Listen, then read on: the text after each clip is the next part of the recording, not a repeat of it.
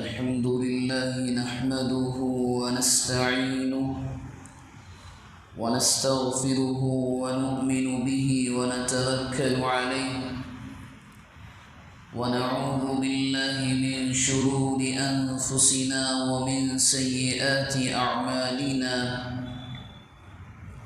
من يهده الله فلا مضل له ومن يضلله فلا هادي له ونشهد أن لا إله إلا الله وحده لا شريك له له الخلق والأمر وهو على كل شيء قدير ونشهد أن سيدنا وسندنا ومولانا وحبيبنا وشفيعنا محمدا عبده ورسوله صلى الله عليه وعلى آله وأهل بيته وأزواجه وأصحابه وذرياته وبارك وسلم تسليما كثيرا أما بعد فأعوذ بالله من الشيطان الرجيم بسم الله الرحمن الرحيم سبحان الذي أسرى بعبده ليلا من المسجد الحرام إلى المسجد الأقصى الذي باركنا حوله لنريه من آياتنا إنه هو السميع البصير وقال سبحانه وتعالى أفلا ينظرون إلى الإبل كيف خلقت وإلى السماء كيف رفعت وقال سبحانه وتعالى والسماء بنيناها بأيد وإنا لموسعون صدق الله العظيم وصدق رسوله النبي الكريم ونحن على ذلك لمن الشاهدين والشاكرين والحمد لله رب العالمين اللهم صل على محمد النبي الأمي وعلى آله وسلم تسليما اللهم صل على محمد النبي الأمي وعلى آله وسلم تسليما اللهم صل على محمد النبي الأمي وعلى آله وسلم تسليما قابل احترام بزرگوں عزیزوں اور دینی بھائیوں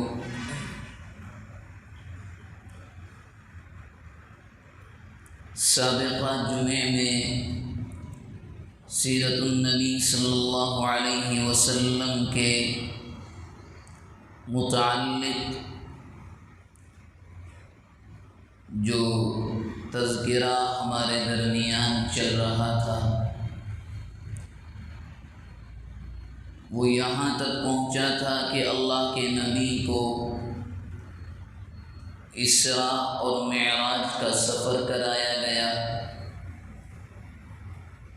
اور مسجد الحرام سے مسجد اقصی تک کا جو سفر تھا اس کو شریعت اور قرآن کی زبان میں اسراء سے تعبیر کیا گیا اور اس سفر کے دوران آپ صلی اللہ علیہ وسلم کو بہت سی نشانیاں دکھائی گئیں جن کو یوں فرمایا لِنُرِيَهُ مِنْ آیَاتِنَا معراج کے سفر کے بہت سے مقاصد میں سے ایک مقصد یہ بھی تھا آپ کو الگ الگ لوگوں کے انجام دکھائے گئے ان سے متعارف کرایا گیا آپ کے سامنا دنیا سے ہوا اور مختلف احوال نبی اکرم صلی اللہ علیہ وسلم کے ساتھ مسجد اقصی تک کے سفر میں پیش آئے۔ جب حضرت جبرائیل علیہ السلام آپ صلی اللہ علیہ وسلم کو لے کر دونوں براق پر سوار ہیں، جس کی رفتار روشنی سے بھی زیادہ تیز، جب مسجد اقصی پہنچے تو وہاں ایک بہت بڑا پتھر تھا، اور یہ تو ہم پہلے جان ہی چکے ہیں کہ براق کی گردن میں ایک رسی بطور لگام کی حضرت جبرائیل علیہ السلام نے ڈال رکھی تھی۔ وہاں گئے، اپنی طاقت سے اس بڑے پتھر میں سوراخ کرنے کے بعد اس جانور کو وہاں باندھ دیا۔ اب یہاں سے امت کے فقہا نے، جن کا کام ہی یہ ہوتا ہے، ایک مسئلہ نکالا۔ فرماتے ہیں کہ جبرائیل علیہ السلام بے پناہ کے طاقتور، اور اتنے طاقتور ہیں کہ خود قرآن مجید میں اللہ تبارک و تعالی نے ان کے متعلق سورہ نجم کے پہلے رکوع کی آیات میں ان کا تعارف کچھ اس طرح سے کروایا، علمہ شدید القویٰ، طاقتور بازو والے فرشتے نے اللہ کے نبی کو سکھلایا، ذو مرۃ فاستوى وهو بالافق الاعلی، دو ہی مرتبہ اللہ کے نبی نے ان کو یعنی حضرت جبرائیل کو اپنی اصلی حالت میں دیکھا ہے۔ اتنی طاقت کہ ان کے پر کی نوک کے سامنے دنیا کی کوئی حیثیت نہیں ہے۔ انہوں نے وہاں جا کر ایک بڑے پتھر میں سوراخ کرنے کے بعد اس براق نامی جانور کو وہاں باندھ دیا، حالانکہ وہ جانور کہیں بھاگ نہیں سکتا تھا۔ اللہ رب العزت والجلال کی جانب سے اس کو حضرت جبرائیل کے تابع کیا گیا تھا، لیکن اس کے باوجود سب سے طاقتور اور اللہ کا سب سے مقرر فرشتہ اس جانور کی لگام اور رسی کو ایک پتھر میں باندھتا ہے۔ تو امت کے فقہا یہاں سے یوں کہتے ہیں کہ معلوم یہ ہوا کہ توکل علی اللہ کے ساتھ، اللہ کی ذات پر بھروسے کے ساتھ ساتھ محنت کرنا، اسباب کا سہارا لینا ضروری ہے۔ کوئی انسان اگر صرف یوں کہنے لگے کہ ہم نے تو اللہ کے ایک ہونے کا اقرار کر لیا ہے، ہم تو اسی کو سب کچھ مانتے اور جانتے ہیں، وہ یکتا ہے، وہ تنہا ہے، اب ہم کچھ نہیں کریں گے، سب کچھ کرنے والی ذات اس کی ہے، تو یہ خلاف شریعت اور نفس شریعت کے خلاف ہے۔ اس کی ایک دو نہیں، ہزاروں مثالیں شریعت میں ہیں۔ غزوہ، ایک مختصر سی مثال پیش کروں، غزوہ بدر کا موقع ہے اور اللہ کے نبی کے پاس صرف 313 کم و بیش صرف 313 ساتھی ہیں جن کے اوپر سب کچھ ہے، اور اللہ کے نبی نے دعا میں یہاں تک کہ الفاظ کہے جو ایک نبی کی زبان سے ہی نکل سکتا ہے کہ اگر یوں عرض کیا اللہ کی بارگاہ میں کہ رب العالمین اگر یہ جماعت ان تغلق، اگر یہ جماعت آج ہلاک ہو گئی، ماری گئی، تو تیری عبادت آج کے بعد اس سرزمین پر نہیں ہو سکے گی۔ اللہ کے نبی کے دعائیہ الفاظ تھے جب آپ اللہ سے مانگ رہے ہیں۔ اس دعا کے ساتھ، ان نمازوں کے سجدوں کے ساتھ، اللہ کے نبی علیہ الصلاۃ والسلام ہاتھ پر ہاتھ دھرے نہیں بیٹھے تھے، کو باندھ نہیں لیا، بلکہ میدان جنگ میں اتر کر جو کرنا تھا وہ کیا۔ اور یہی اسلام کہتا ہے، یہی تو تقاضا ہے۔ اگر کوئی، میں یا آپ یا امت کا کوئی فرد یہ سوچ ذہن میں یہ بٹھا لے اور یہ سوچ کر ایک کونے میں بیٹھ جائیں کہ حالات تو بڑے نازک ہیں، کرنے سے کیا فائدہ، حالات تو نہایت پرخطر ہیں، ہمارے اوپر مسلط حکمران بڑے ظالم ہیں، اور الگ الگ بہانے اور خیالات شیطان کی جانب سے ذہن میں آئیں اور کوئی یہ طے کر کے بیٹھ جائے کرنے والی ذات تو اللہ کی ہے، ہاں اس میں کوئی شک نہیں، مگر وہ اللہ ہی چاہتا ہے اور اس کا تقاضا یہ ہے کہ ہم بھی حرکت کریں۔ بغیر کچھ کیے کچھ نہیں ہوتا۔ قرآن مجید میں یوں فرمایا گیا وَجَاهِدُوا فِي اللَّهِ حَقَّ جِهَادِهِ، اللہ کے راستے میں کوششیں تو کرو، بغیر کوشش کیے کچھ نہیں ملتا۔ کھانا بن جانے کے بعد کوئی انسان یہ سوچے کہ برتن سے خود پلیٹ میں آئے، تشتری میں آئے اور وہاں سے لقمے خود بخود بن جائیں، روٹی کا ٹکڑا خود بخود ٹوٹ کر الگ ہو کر اور سالن لے کر میرے منہ میں آ جائے تو قیامت کا سورج تو طلوع ہو جائے گا، یہ نہیں ہو سکتا۔ قرآن مجید میں بار بار یہ کہا گیا۔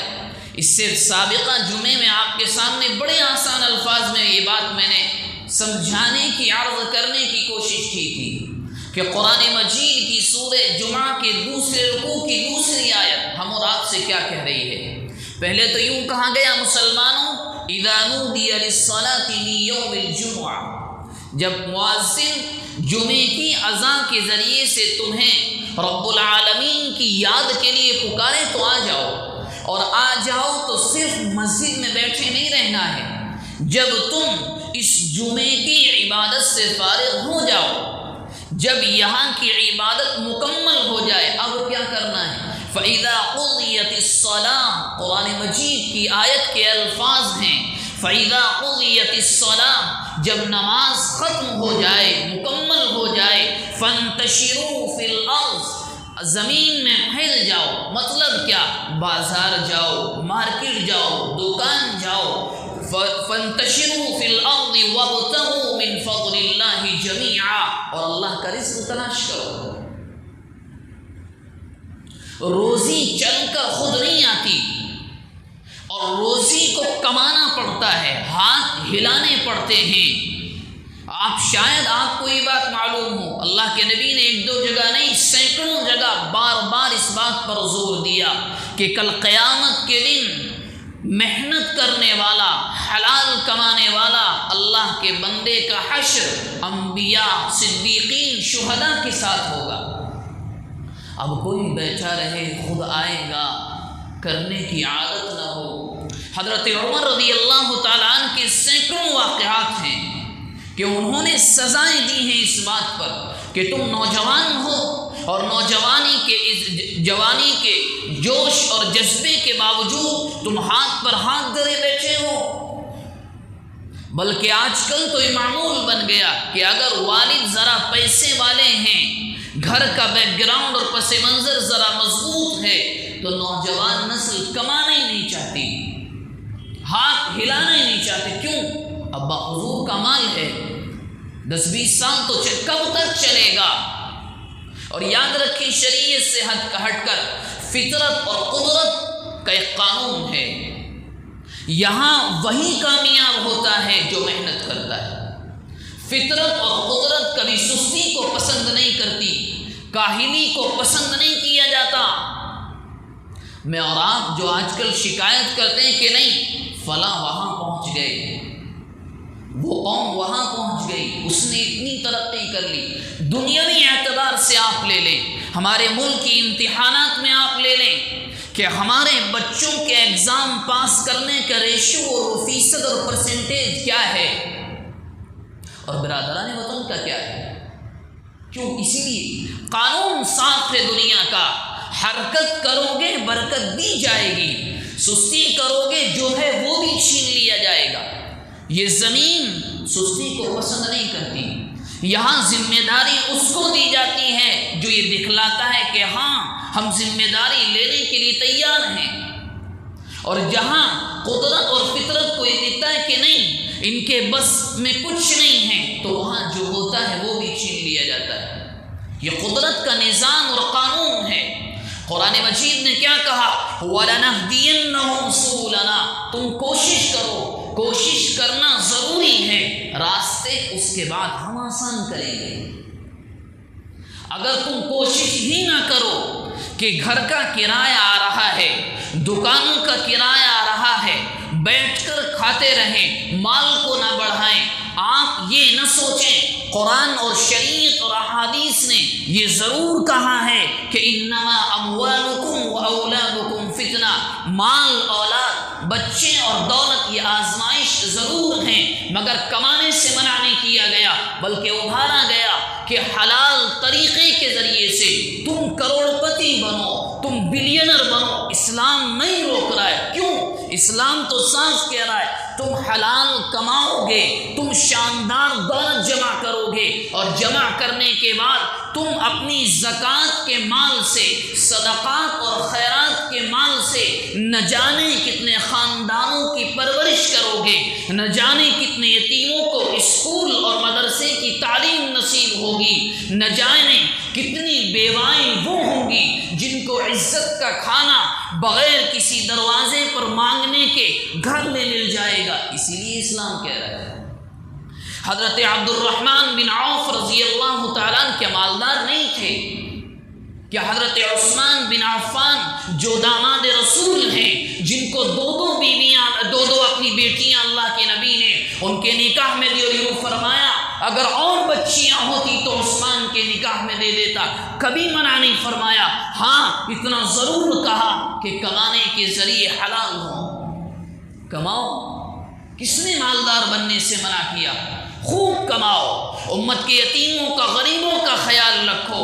یہ اس لیے میں نے عرض کیا، یہ سوچ جو پروان چڑھ رہی ہے، یہ جو خیالات ذہن میں آتے ہیں کہ نہیں بڑے بھائی کما رہے ہیں، باپ کما رہا ہے، ہم کچھ نہ کریں، تمہیں تمہارے جسم کے اندر طاقت کیوں دی گئی؟ یہ خون جو جوش مارتا ہے، یہ خون جو دوڑتا ہے، کب تک نہیں کماؤ گے؟ کب تک ہاتھوں میں حرکت نہیں ہوگی؟ والد نے، باپ نے ایک عمارت کو بنا دیا، اس کا کرایہ آ رہا ہے، بس تم بیٹھے ہوئے کھاؤ گے۔ اسلام اس کے سخت خلاف ہے کہ آپ سستی کے ساتھ، کاہلی کے ساتھ اپنے باپ دادا کی جائیداد پر پلتے رہیں۔ کب تک یہ ہوگا؟ اسلام انسان کو سست نہیں بناتا، ابھارتا ہے۔ کھڑے ہو جاؤ، ہمت مت ہارو، دنیا میں ناممکن نام کی کوئی چیز نہیں ہے۔ ہاں ضروری ایک بات ہے کہ تمہارے اندر کام کرنے کی، محنت کی نیت اور جذبہ ہو۔ کوئی کرنا ہی نہ چاہے اور کوئی آ کر کہنے لگے کہ وَمَا مِن دَابَّةٍ فِي الْأَرْضِ إِلَّا عَلَى اللَّهِ رِزْقُهَا، روزی تو اس کے ذمے، روزی اس کے ذمے ہے، مگر کرنا آپ کو پڑے گا، بغیر کیے کچھ نہیں ملتا۔ کہ نبی اکرم صلی اللہ علیہ وسلم سے زیادہ محترم مقدس شخصیت اس دنیا میں آئی؟ کوئی نہیں آیا۔ کیا آپ نے کر کے نہیں دکھایا؟ کیا آپ نے نہیں کیا؟ کیا حضرت ابو بکر صدیق رضی اللہ تعالیٰ عنہ کپڑے کی تجارت نہیں کیا کرتے تھے؟ کون سے صحابی جو ہاتھ پر ہاتھ دھرے بیٹھے؟ ایک صحابی آپ نہیں دکھلا سکتے، ایک صحابی۔ حالت یہ ہے کہ خلیفۃ المسلمین وہ اللہ کا بندہ بن گیا۔ صحابہ کرام نے عرض کیا آپ کی ذمہ داریاں بڑھ گئی ہیں، بیت المال سے وظیفہ لینے، فرمایا نہیں، بازار کا راستہ مجھے معلوم ہے۔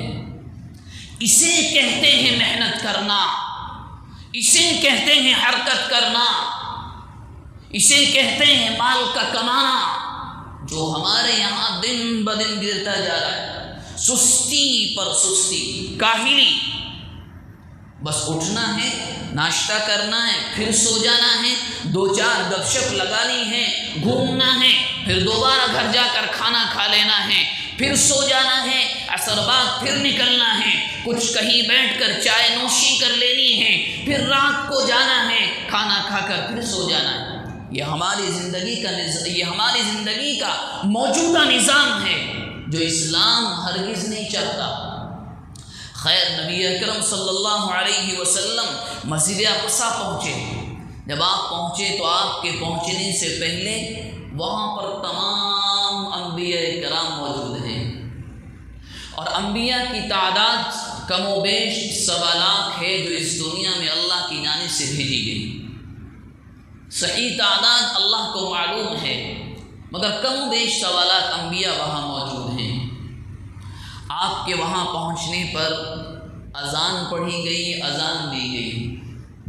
اب جب اذان ہو گئی، تمام انبیاء کرام انتظار میں ہیں، جبرائیل علیہ السلام وہاں موجود ہیں کہ کون اس مبارک جماعت کی امامت کرے، کیونکہ امام تو مقدس انسان کو بنایا جاتا ہے، محترم شخصیت ہوتی ہے۔ جبرائیل علیہ السلام نے وہاں اعلان کیا کہ میں نے تمام انبیاء کو دیکھا، مگر میں نے نبی اکرم صلی اللہ علیہ وسلم سے زیادہ محترم بالشان کسی کو نہیں دیکھا، اور فرمایا محمد آگے بڑھیں۔ آپ صلی اللہ علیہ وسلم آگے بڑھے، اور آگے بڑھنے کے بعد مسجد اقصیٰ میں آپ نے تمام انبیاء کرام، جن میں بڑے بڑے انبیاء سب وہاں پر موجود تھے، آپ نے ان سب کی امامت فرمائی۔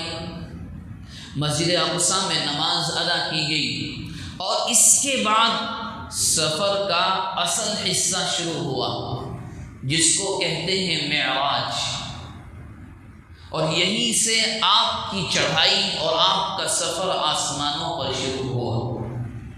خود اللہ کے نبی فرماتے ہیں، مسلم شریف کی روایت ہے کہ ہم چلے تو ایک سیڑھی آسمان پر پہلے ہی لگائی گئی تھی۔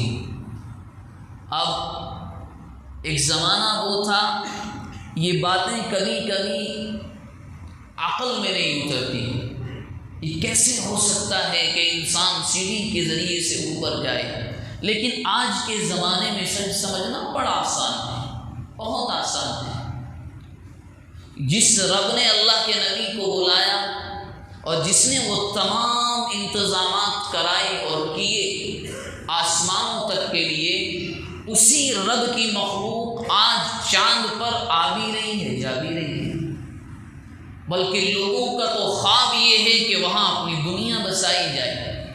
تو ان باتوں کے سمجھنے میں آج کل کو کوئی پریشانی نہیں ہے، کوئی پریشانی نہیں ہے۔ جتنی دنیا آگے بڑھ رہی ہے، بڑی آسانی سے باتیں سمجھ میں آتی ہیں، اور اللہ کے نبی علیہ السلام وہاں سے چلے، پہلے آسمان پر پہنچے۔ جبرائیل علیہ السلام نے دروازے کو کھٹکھٹایا اور نوک کیا، اندر سے پوچھا گیا کون ہے؟ فرمایا جبرائیل ہوں۔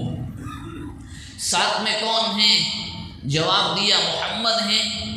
پوچھا کیا پیغام اور بلاوا بھیجا گیا تھا یا ایسے ہی لے کر آ گئے ہیں؟ جواب دیا نہیں، بلاوا اور پیغام تھا تو میں لے کر آیا ہوں ساتھ میں۔ اب یہاں 1 منٹ رکیں۔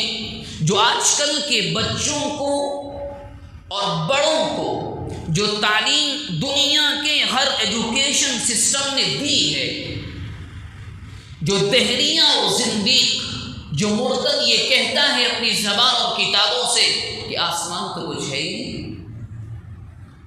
آپ پوچھیں کسی سے بھی جن کا یقین شریعت میں نہیں ہوتا، جو مرتد ہوتے ہیں، جو اللہ کو نہیں مانتے، کسی چیز کو نہیں مانتے، ان کا خدا کوئی نہیں ہوتا، انہوں نے اپنی کتابوں میں صاف لکھا یہ آسمان کچھ نہیں ہے، یہ تو ایک نیلا رنگ ہے۔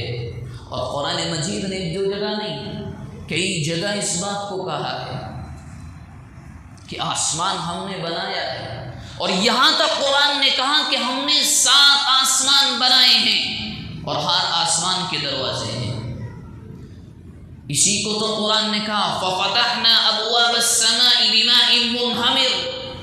جب نوح علیہ السلام کی قوم پر عذاب کا نمبر آیا، جب نوح علیہ السلام نے دعا کی رب لا تذر علی الارض من الکافرین دیارا، کہ مولا ایک کافر کو مت چھوڑنا، ان کو میں نے 950 سال دعوت دی، ان پر کوئی فرق نہیں پڑا، ایک کو مت چھوڑنا۔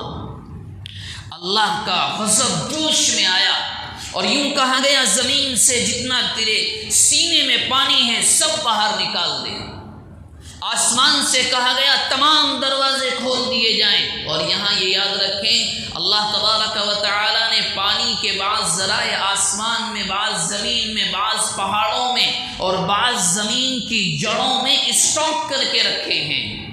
خالص پانی زمین سے نہیں آتا ہے، اللہ نے پانی کے بہت سے ذرائع آسمان میں محفوظ کر کے رکھے۔ اسی کو قرآن نے کہا فَفَتَحْنَا أَبْوَابَ السَّمَاءِ بِمَاءٍ مُنْهَمِرٍ، تمام دروازے کھول دیے جائیں، اور کھول دیے گئے۔ دنیا میں ایک جگہ نہیں بچی جہاں پانی نہ ہو، ہر جگہ پانی پانی تھا، سب کو ڈبو کر ہلاک کر دیا گیا۔ تو قرآن تو خود کہہ رہا ہے، تم کہہ رہے ہو آسمان نہیں، آسمان بھی ہیں، اس کے دروازے بھی ہیں۔ اور قرآن مجید ایک جگہ یوں کہتا ہے کہ نبی اکرم صلی اللہ علیہ وسلم کی آمد سے پہلے یہ جنات آسمان پر جایا کرتے تھے، جب دروازوں کی حفاظت نہیں تھی وہاں سے خبریں چرا کر لاتے تھے۔ ایک دو جگہ قرآن نے کہا وَالسَّمَاءَ بَنَيْنَاهَا بِأَيْدٍ وَإِنَّا لَمُوسِعُونَ، ہم نے بنایا ہے بھائی، وَالْأَرْضَ فَرَشْنَاهَا فَنِعْمَ الْمَاهِدُونَ، زمین ہم نے بنائی ہے۔ قرآن مجید نے بار بار یہ کہا افلا ينظرون الى الابل كيف خلقت والى السماء كيف رفعت، دیکھو آسمان کو کیسے ہم نے بلند کیا بغیر کسی ستون اور پلر کے۔ اور آج کل بچوں کو تعلیم کیا دی جاتی ہے؟ آسمان نہیں ہے، نیلا رنگ ہے، کہ دنیا تو ایسے ہی ایک بلاسٹ اور دھماکے سے بن گئی۔ انتہائی بیوقوفانہ باتیں جن کا کوئی بیس نہیں، کوئی دلیل نہیں۔ قرآن مجید کی ایک دلیل کے سامنے یہ باتیں نہیں ٹھہرتی، جیسے ڈارون کا فلسفہ نہیں ٹھہر سکا۔ آج دنیا نے اس کا خود انکار کرنا شروع کیا۔ جو بے وقوف انسان ایک زمانے میں کہہ کر چلا گیا کہ نہیں انسان تو بندر تھا، ترقی کرتے کرتے انسان بنا، سب سے پہلے ایک عام انسان اس سے سوال کرتا ہے کہ ہم نے تو آج تک کسی کو ایسے بنتے نہیں دیکھا۔ اور قرآن مجید نے تقریباً 16 جگہوں پر حضرت آدم کی تخلیق کا واقعہ بیان کیا۔ وَإِذْ قُلْنَا لِلْمَلَائِكَةِ اسْجُدُوا لِآدَمَ فَسَجَدُوا إِلَّا إِبْلِيسَ أَبَىٰ وَاسْتَكْبَرَ۔ قرآن مجید کا پہلا 16واں 8واں گنتے چلے جائیں، قرآن نے کھول کر بیان کیا ہے کہ ہم نے آدم کو بنایا ہے۔ میں اس لیے آپ سے عرض کر رہا ہوں کہ جیسے کہ آسمان کے بارے میں آج کل کے مرتد یہ کہتے ہیں کہ نہیں آسمان نہیں ہے، یہ تو نیلگوں ہیں، صحیح رنگ نظر نا نا نا۔ قرآن نے بار بار یہ کہا کہ ہم نے بنایا ہے، اور ایک نہیں 7 آسمان بنائے ہیں، اور ہر آسمان میں دروازہ ہے۔ جب آپ پہلے آسمان کے دروازے پر پہنچے تو باقاعدہ پوچھا گیا جبرائیل ساتھ میں کون ہے؟ فرمایا محمد، کیا اجازت اور پیغام بھی ہے یا ایسے ہی آ گئے؟ تو کہا نہیں، لے کر آیا ہوں، بلاوا ہے اللہ کی جانب سے۔ دروازہ کھول دیا گیا اور فرمایا مرحبا، آپ کا آنا مبارک ہو۔ آپ پہنچے تو دیکھا ایک انسان ہے، قد بڑا لمبا ہے اور بیٹھے ہیں، دائیں جانب دیکھتے ہیں تو مسکراتے ہیں، بائیں جانب دیکھتے ہیں تو چہرے پر مایوسی آ جاتی ہے۔ حضرت جبرائیل علیہ السلام سے اللہ کے نبی نے پوچھا یہ کون ہیں؟ فرمایا ابو کا آدم، آپ کے والد آدم ہیں۔ اللہ کے نبی فرماتے ہیں ان کا قد تقریباً 60 ہاتھ کے برابر، 60 گز کے برابر، اور یہ بائیں جانب جو دیکھتے ہیں مسکراتے ہیں، دائیں جانب مسکراتے ہیں، بائیں جانب چہرے پر مایوسی۔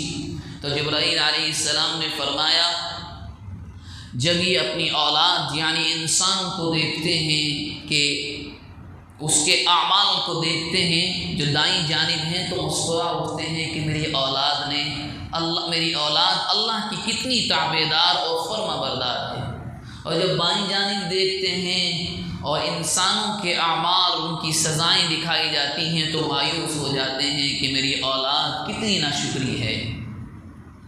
حضرت آدم سے ملاقات ہوئی، فرمایا جاؤ ملو۔ اللہ کے نبی گئے اور جا کر کے ملے۔ اسی طرح حضرت ادریس علیہ السلام سے ملاقات ہوئی، موسیٰ علیہ السلام سے، عیسیٰ علیہ السلام سے، یوسف علیہ السلام سے، اور حضرت ابراہیم علیہ السلام سے بھی ملاقات ہوئی۔ بیت اللہ کی طرح ایک گھر ہے آسمانوں پر۔ اللہ کے نبی گئے، پوچھا یہ کون ہے؟ چہرہ بالکل میری طرح ہے، بہت خوبصورت ہیں۔ جبرائیل علیہ السلام نے جواب دیا، یہ آپ کے والد ابراہیم ہیں، آپ انہی کی نسل سے ہیں، جائیں ملے اور جا کر کے کہا کہ میں محمد ہوں، بلاوا آیا ہے۔ تو زبان سے الفاظ نکلے، مرحبا بالنبی الصالح، مرحبا ایک نیک نبی کو آپ کو دعوت بلائی گئی ہے۔ اور وہ جو بیت اللہ کی طرح گھر تھا، جبرائیل علیہ السلام سے اللہ کے نبی نے پوچھا یہ کیا ہے؟ تو جبرائیل علیہ السلام نے جواب دیا، جیسا انسانوں کے لیے زمین پر کعبۃ اللہ ہے ایسے ہی یہ بھی ہے، اس کا نام بیت المعمور ہے، یہ فرشتوں کا کعبہ ہے۔ اور یوں فرمایا کہ ایک دن میں 70,000 فرشتے اس کا طواف کرتے ہیں، لیکن جس کا نمبر ایک مرتبہ آ جائے تا قیامت دوبارہ اس کا نمبر نہیں آ سکتا۔ اب اندازہ لگائیں کہ فرشتوں کی تعداد کتنی ہے، اور اللہ کی مخلوق ہم نے تو اپنی نگاہوں سے بہت کم دنیا کو دیکھا ہے۔ سوچیں آپ کہ اللہ کی جو مخلوق فرشتے ہیں کتنی تعداد ہوگی۔ دنیا کروڑوں سال سے ہے، نہ اس کی ابتدا کو کوئی جانتا، سائنس بھی اندازہ لگاتا ہے، نہ اس کی انتہا کو کوئی جانتا، اور ایک دن میں طواف کرنے والوں کی تعداد 70,000 ہے۔ اس کے بعد اللہ کے نبی آگے چلے، ساتواں آسمان آ گیا، اور یاد رکھیں ہر آسمان الگ الگ چیزوں سے بنایا گیا ہے، تمام آسمان یکساں نہیں ہیں۔ اس کے بعد اللہ کے نبی جب آگے چلے اور سدرۃ المنتہا پر پہنچ گئے۔ سدرۃ المنتہا ہے، ایک درخت ہے بہت بڑا، پتے اتنے بڑے جیسے ہاتھی ہو، اور ہر اس کے پتے پر ایک فرشتہ ہے۔ یہ وہ جگہ ہے کہ جہاں جا کر جس کے بعد کوئی نہیں جاتا ہے، بندوں کے اعمال دنیا سے جاتے ہیں، یہاں پر جا کر اللہ کی بارگاہ میں پیش کر دیے جاتے ہیں۔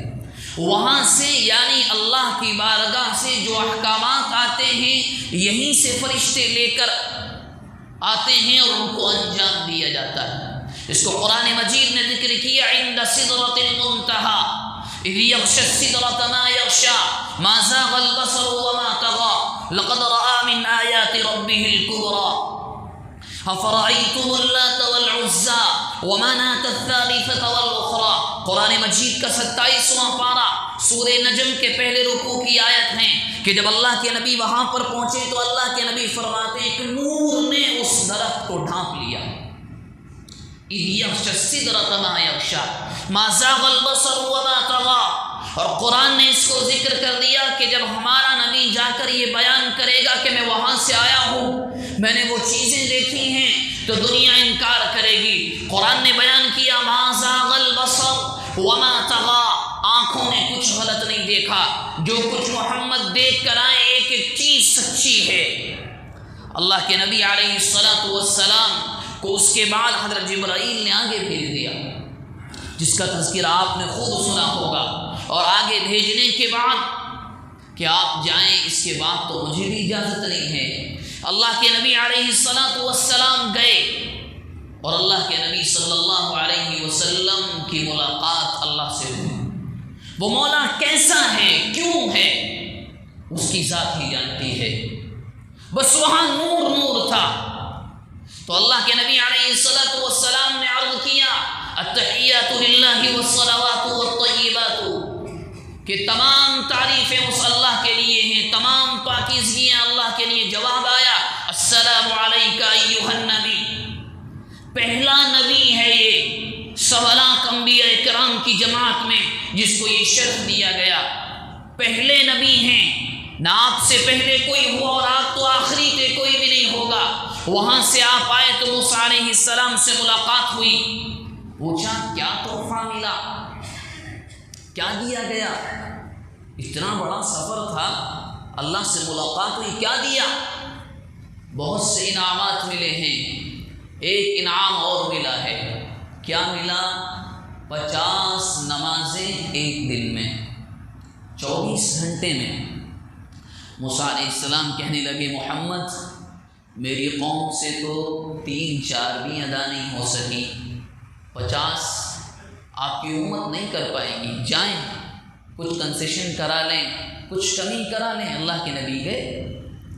یہ ہوتا رہا 5 نمازیں بچی، صرف 5 نمازیں. لیکن یوں کہا گیا محمد 5 پڑھیں گے ثواب 50 کا ہی ملے گا. ثواب میں کوئی کمی نہیں، بدلے اور عوض میں کوئی کمی نہیں، 50 کا ہی ملے گا. موسیٰ علیہ السلام نے پھر کہا 1-2 کی کوششیں اور کر لیتے. اللہ کے نبی نے فرمایا کہ آپ میرے بھائی ہیں، اب مجھے اللہ سے اور مانگتے ہوئے شرم آتی ہے. اب بہت کمی ہو گئی، اب تو 1/10واں حصہ بچا ہے، 90% تو ختم. اللہ کے نبی وہ نماز کا تحفہ اس سفر معراج میں اللہ کے نبی کے ذریعے سے امت کو دیا گیا تھا. اور اسی لیے کہا گیا کہ نماز مومن کی معراج ہے، یہ بندے کو اللہ سے ملاتی ہے. ہم کسی کے پڑھنے یا نہ پڑھنے یا نہ پڑھنے پر کوئی سوال نہیں اٹھا سکتے.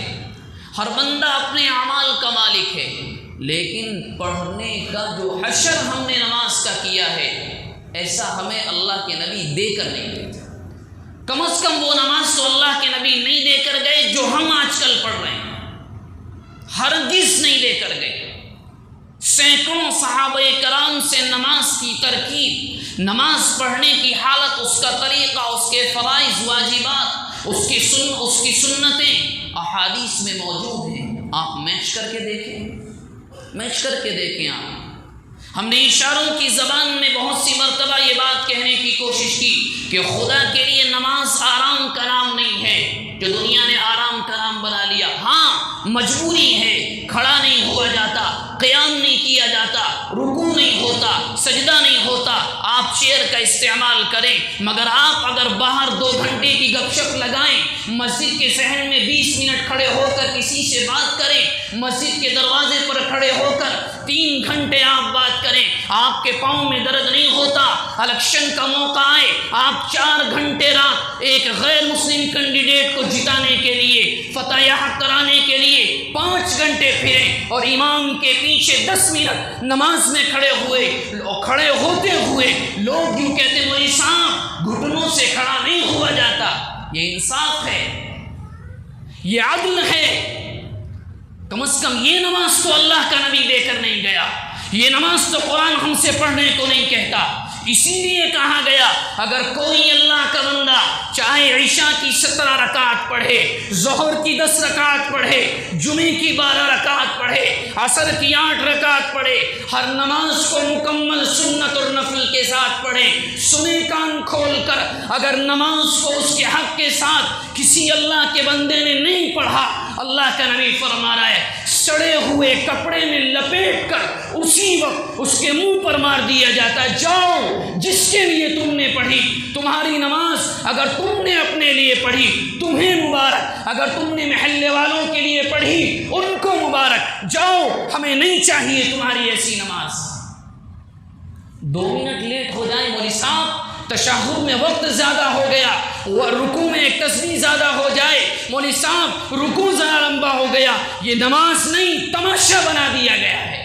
یہ انصاف ہے نماز کے ساتھ. ارے نماز کے لیے تو اللہ کے نبی نے فرمایا نماز میری آنکھوں کی ٹھنڈک ہے، نماز وہ ہے ٹوٹے دلوں کا سہارا ہے. کبھی جوڑ کر دیکھا ہوتا دنیا سے دھوکہ ملے گی، دنیا سے دھوکہ ملے گا، بیوی کھانا نہیں دے گی، بچے نکال دیں گے. یہ سب سچویشن جب آ جائیں، دنیا آپ کو قبول نہ کر رہی ہو، آئیے گا کبھی مسجد میں، گریے گا اور اپنی پیشانیوں کو رکھیے گا اس کی بارگاہ میں اور کہیے گا قرآن مجید کا چھوٹا پارا، ربنا فاغفر لنا ذنوبنا وکفر عنا سیئاتنا، مولا تیرے علاوہ کوئی سہارا نہیں ہے۔ وہ کہتا ہے آؤ ہم سہارا بنیں گے، اور ہم نے جو سہارے کی چیز تھی اس کو ایسا بنا دیا کہ اللہ معاف فرمائے۔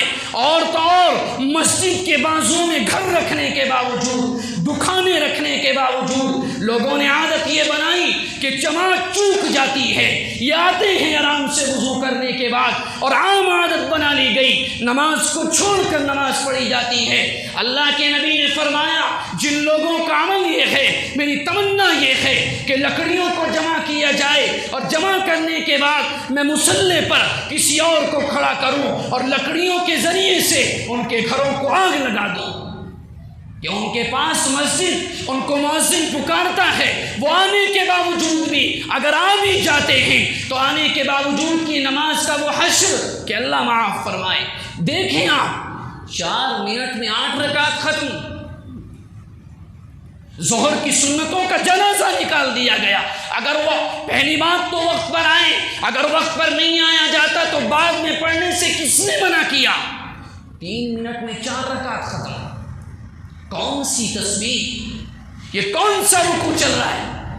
یہ تو وہی ہوا کہ اللہ کے نبی نے فرمایا ایاتی علی الناس زمان، ایک زمانہ آئے گا لوگ نمازوں کو ایسا پڑھیں گے جیسا مرغی زمین سے اپنا دانہ چگتی ہے، صرف ٹھونگ ماری جائے گی۔ کیا نہیں ہو رہا ہے؟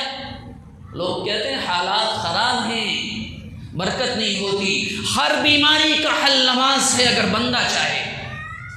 نہیں، نماز سے 2 منٹ آج زیادہ لے لیے۔ ہر جگہ وقت کی برداشت، ہر جگہ، سوائے نماز سے کوئی وفا نہیں ہے، کوئی وفا نہیں۔ اور سنتوں کا تو اللہ کیا، اس کے اوپر تو کیا عرض کرنا، واجب الفطر کا تو کیا عرض کرنا۔ یاد رکھیں نماز کے واجبات میں سے ایک واجب ہے تعدیل ارکان، مطلب یہ ہے اس کے ہر رکن، ہر فرض کو سکون کے ساتھ ادا کیا جائے۔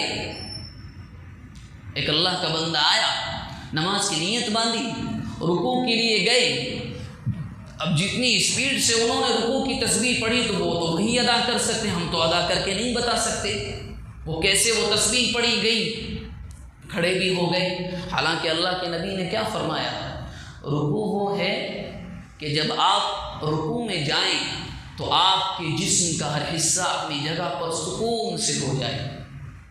گئے، اللہ اکبر، سکون سے کم از کم 3 مرتبہ سبحان ربی العظیم پڑھا جائے گا، کافی ہے۔ آپ کے پاس وقت ہے 7 مرتبہ پڑھیں آپ، کسی نے نہیں روکا، مگر یہ کون سا طریقہ سبحان ربی العظیم اور اتنی تیزی کے ساتھ کہ اللہ معاف فرمائے۔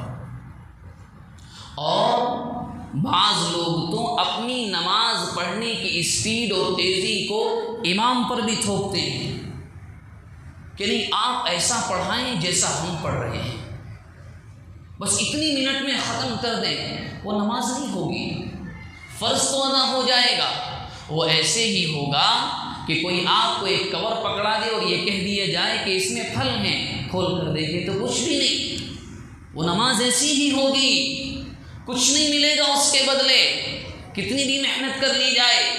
اسی بنیاد پر یوں کہا جاتا ہے کہ اللہ کے لیے نماز کو نماز کے طریقے سے پڑھیں، نہ زیادہ لمبی ہو نہ چھوٹی، درمیانی اعتبار سے اس کے تمام حقوق کے ساتھ، فرائض واجبات کی مکمل رعایت کے ساتھ، سنتوں کی مکمل رعایت کے ساتھ نماز کو ادا کیا جائے تو نماز ایک بندے مومن کے لیے اللہ تک پہنچنے کا بڑا چھوٹا اور آسان طریقہ ہے۔ اور جب بندہ وہاں پہنچ جاتا ہے تو اس کی تمام دعائیں قبول ہوتی ہیں۔ جو باتیں عرض کی گئی دعا فرمائیں، اللہ تبارک و تعالی مجھے، آپ کو، ہم تمام کو اخلاص نیت کے ساتھ عمل کرنے کی توفیق مرحمت فرمائے، آمین۔